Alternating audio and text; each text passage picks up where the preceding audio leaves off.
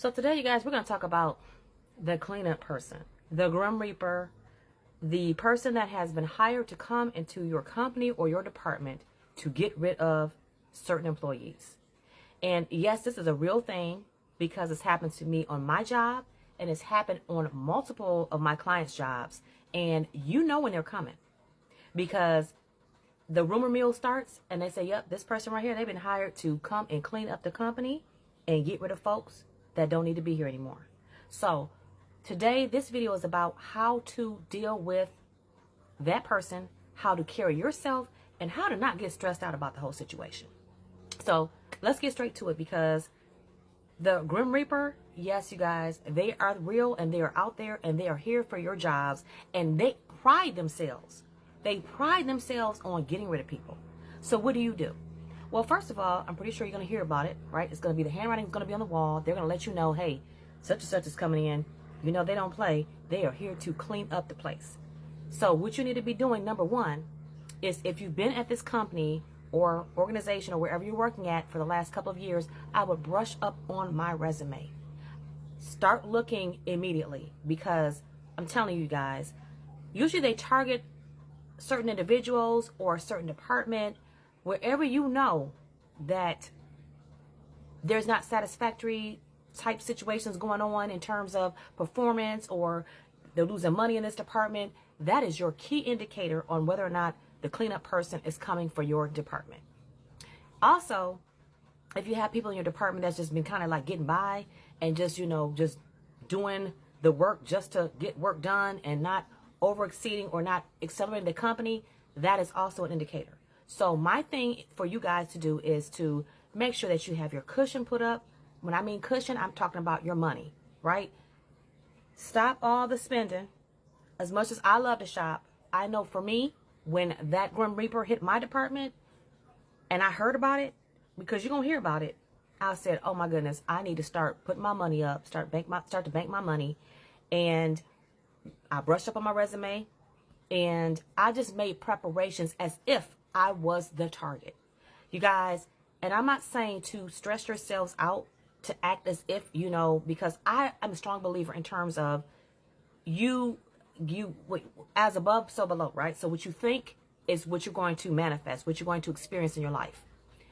I wasn't like that, but at the same time, I was a realist, right? So, and this man was coming for my job. I was the person that I was one of the people that he was looking at. And I made sure I documented everything. And again, you guys, here I go again, documentation.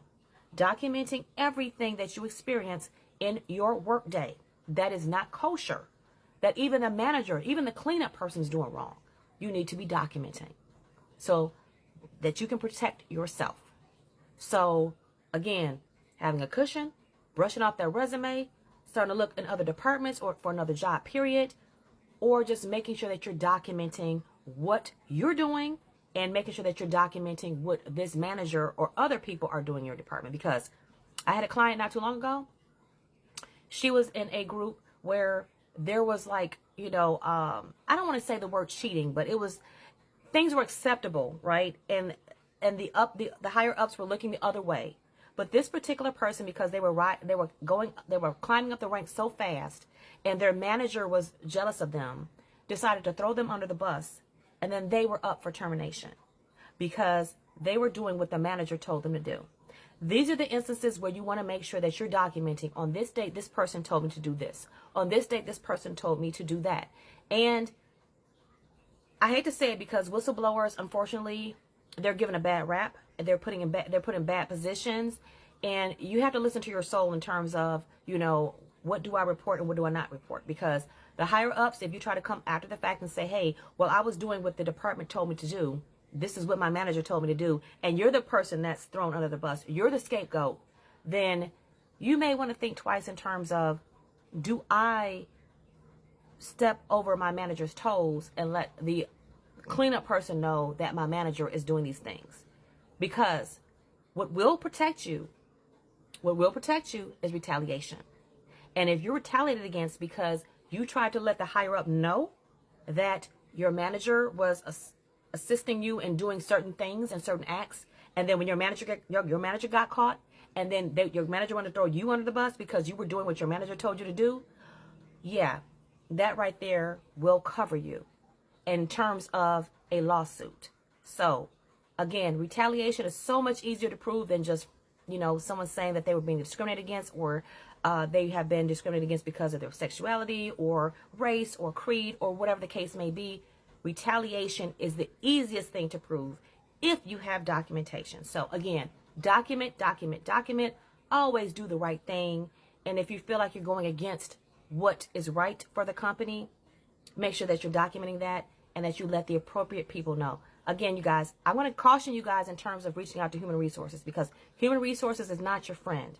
So you may want to reach out to that manager who's in charge, or that cleanup person first. And if the cleanup person retaliates against you for speaking the truth of what's going on, then again, that documentation is your saving grace. So I hope this information helps someone out there. I'm Kristen Peoples with BossOfCulture.org. Bye.